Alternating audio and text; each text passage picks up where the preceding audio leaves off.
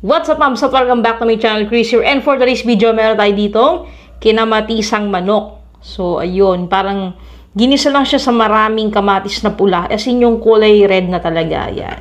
Tapos, nilagyan ko lang siya ng petchay. At ayan, sabawan natin. May patis man sisili pala tayo sa sausawan. Dahil mura ang kamatis at napakarami naming kamatis sa aming matandang ref. Ref kasi namin matanda na.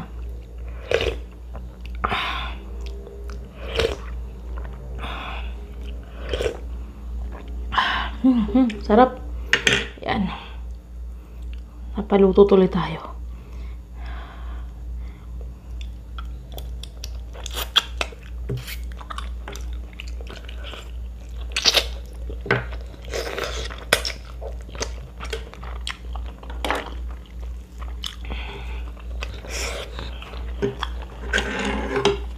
Gaano ako eh. Nagtitingin ako ng pwedeng maluto sa kusina.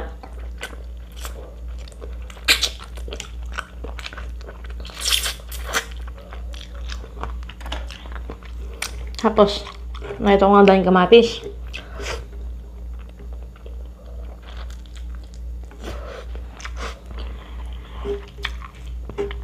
Kinamatisan na lang.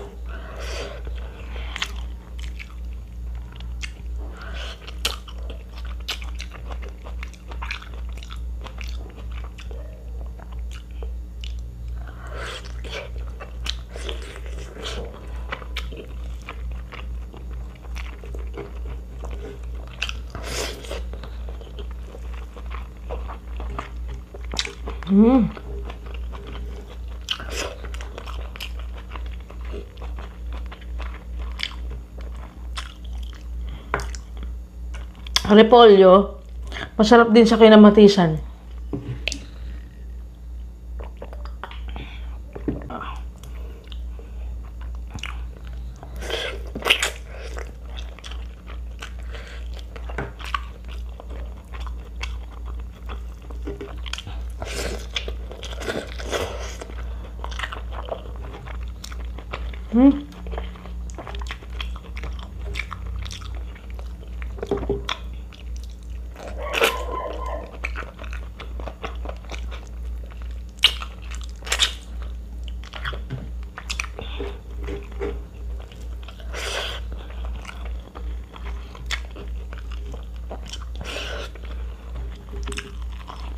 Pagkasarap-sarap. Ito ko nga muna.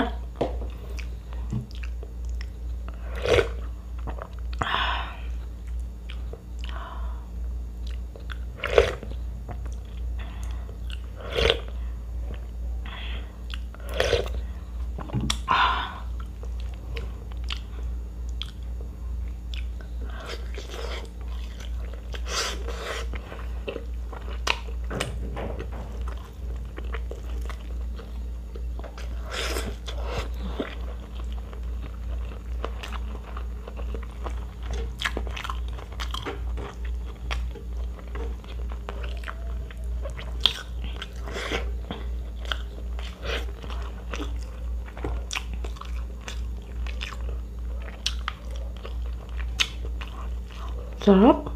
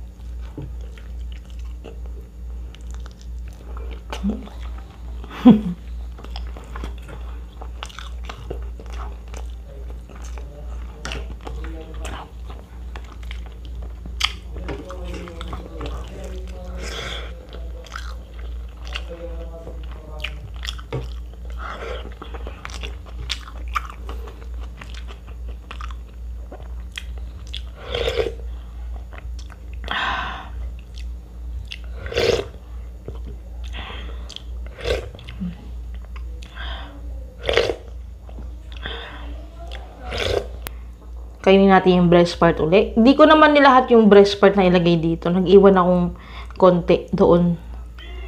Medyo naipon na nga yung mga breast sa freezer eh. Baka kasi maisip ko magpansit, sopas o kaya lugaw, di ba? Pwede siya. Excuse.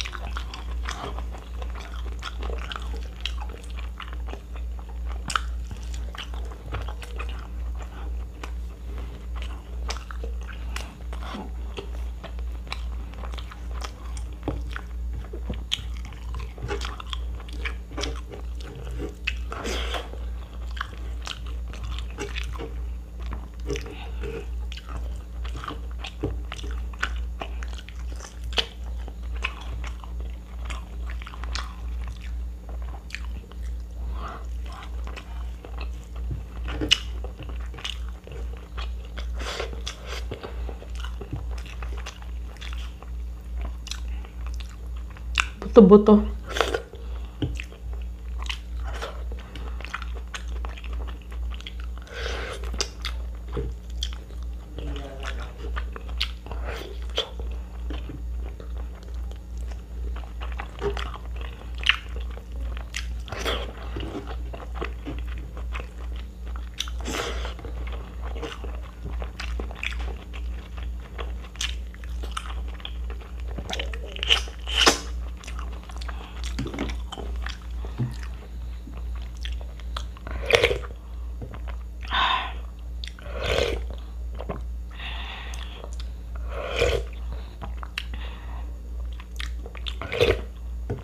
Sarap. Daming nagagawa sa kamatis na luto. Alam nyo ba, saan nga ba yun? Yung mga farmers ng mga kamatis, mga tatong kamatis, kapag alam niyo yung parang meron silang overproduction, tinatapon yung kamatis, ang dami. Grabe. Sayang, no?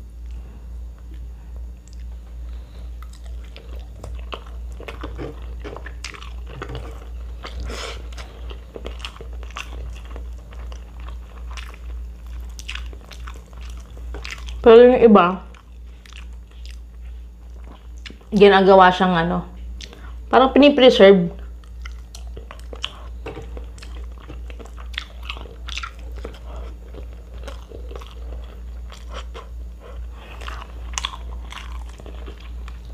O kaya ginagawang jam.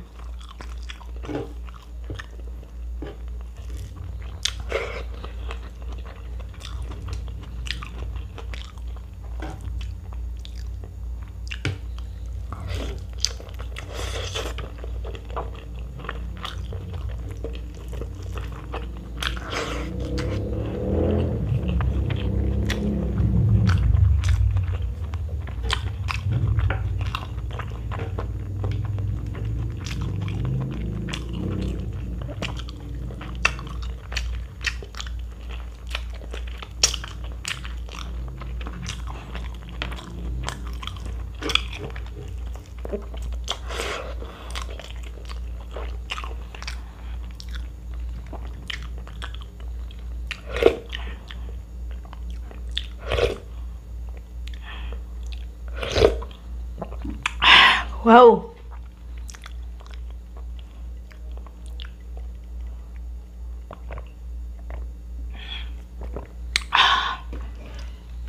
Wow!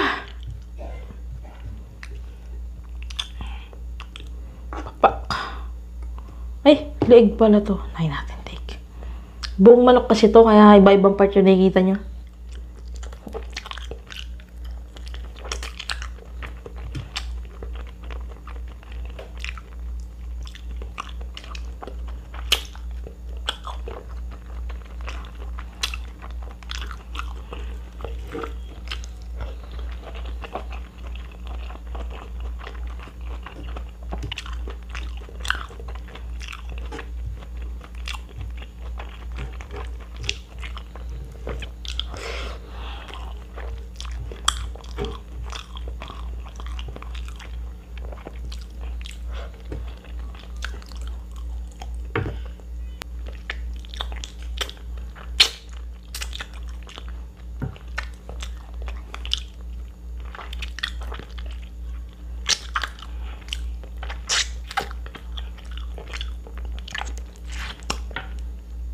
Sarap.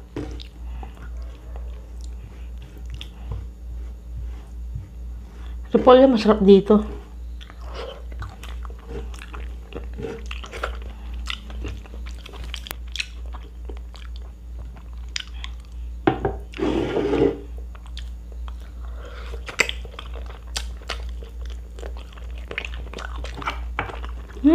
Ang hang. Ito yung sa likod ng tayo.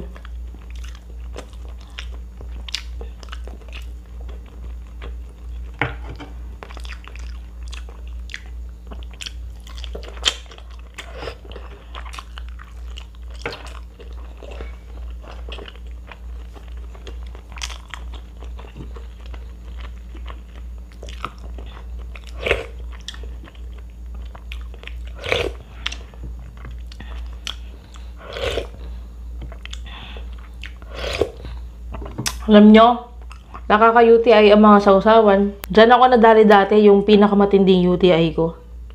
Kasi ano eh, noon na, bago ako ma-addict sa Coke. Tapos, di ba umiiwas na ako sa soft drinks ngayon? Kasi na-addict ako mag-soft drinks araw-araw pag nag-film. Bago yon, dati-dati talaga hindi ako kumakain masyado ng ano, ng mga chichirya. Hindi talaga akong chichirya, sobrang dalang. Lakas ko sa tubig. Tapos, ano pa ba? Hindi ako nagsasoft drinks, lalong hindi ako nagjujuice masyado. Sobrang dalang. Kape, hindi rin. Milo, hindi rin. Sobrang dalang talaga. Lalo na yung kape. Ngayon lang naman ako natuto magkape. Talaga dati, wala. Tapos nagulat na lang ako. Sobrang taas ng lagnat ko. Nagchichill ako.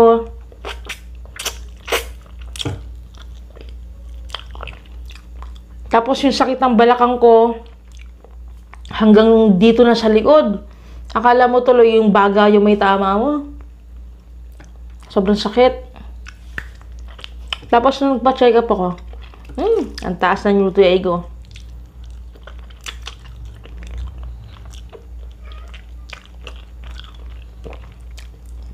Tapos syempre, tinanong ako ng doktor ano yung mga pinagkakain ko lately. Tapos, parang wala siyang makita. Sabi niya, mahilig ka bang magsausawan?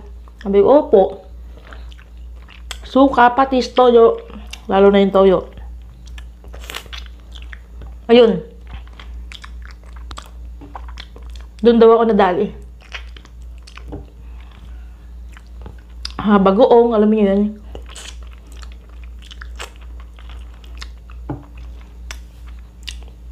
Kahit daw kasi uminom na tayo ng tubig, nakapasok na sa katawan natin yan eh. Diba? Kaya kahit uminom tayo ng tubig, ganun pa rin. Mas madadali ka lang talaga kapag hindi ka pala inom. Tapos, dapat moderate lang daw talaga. Pag sausaw lang, wag nang hinihigop. Dati kasi ako, sinasabaw ko pa sa kanin yung toyo mansi. Sinasabaw ko talaga kahit anong ulamin ko. Lalo na pag prito, hotdog, itlog, toyo mansi talaga. Nagsasabaw ako, pritong manok, toyo mansi. Ganun. Kaya kayo maghinay din kayo sa sausawan kahit nakakagana siya. Yun lang po. Maraming thank you. Nanakot pa yun. Thank you so much mga kabisat. Maraming thank you po talaga. At ang sarap ng kinamatisang manok. Dapat talaga pag nagluto kayo nito, kagaya sa ginamit ko, kulay red talaga yung kamatis para yung lasa niya. Wag naman yung lamog. Tama, saktong red lang. Yun naman yung red na red, pero hindi lamog. Ganun. Kasi pag lamog, medyo iba na yung lasa. Yun lang po. Tapos paki-visit po yung channel ni mama ng kuya ko, tsaka yung second channel ko. And follow nyo din po ako sa aking Facebook page at TikTok account. Yun lang po. See you guys sa next video. Bye, God bless po.